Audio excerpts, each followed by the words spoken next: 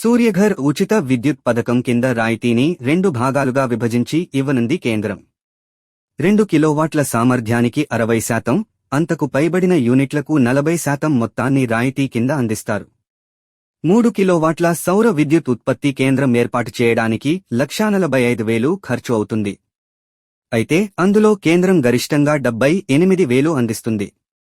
మిగిలిన మొత్తాన్ని పూచికత్తు అవసరం లేని బ్యాంకు రుణ రూపంలో సమకూరుస్తుంది.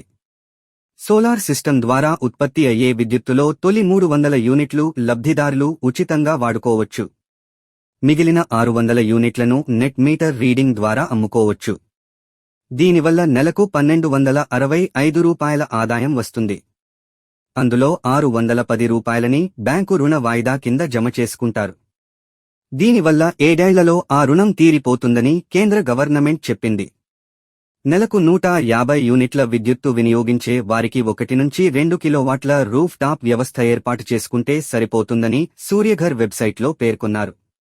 150 నుంచి 300 యూనిట్లు వినియోగించేవారు 2 నుండి 3 కిలోవాట్ల సామర్థ్యం కలిగిన ప్లాంట్ను ఏర్పాటు చేసుకోవాల్సి ఉంటుంది.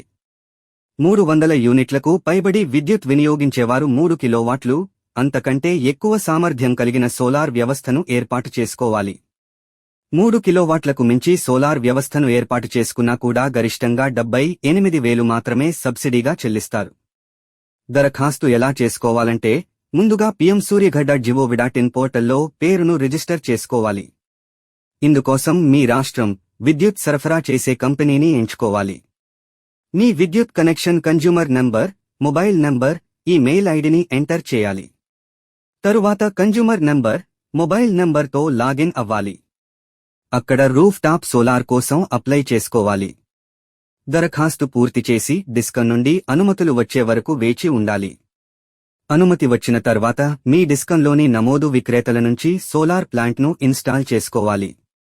ఇన్స్టాలేషన్ పూర్తయిన తర్వాత ఆ ప్లాంట్ వివరాలను పోర్టల్లో సమర్పించి నెట్ మీటర్ కోసం దరఖాస్తు చేసుకోవాలి. నెట్ మీటర్ను ఇన్స్టాల్ చేశాక డిస్కమ్ అధికారులు తనిఖీలు చేస్తారు. అనంతరం పోర్టల్ నుండి కమిషనింగ్ సర్టిఫికేట్ ఇస్తారు. ఈ రిపోర్ట్ పొందిన తర్వాత మీ బ్యాంకు ఖాతా వివరాలతో పాటు క్యాన్సిల్డ్ చెక్కును పోర్టల్లో సబ్మిట్ చేయాలి. 30 రోజుల్లోగా మీ ఖాతాలో సబ్సిడీ అమౌంట్ జమ అవుతుంది.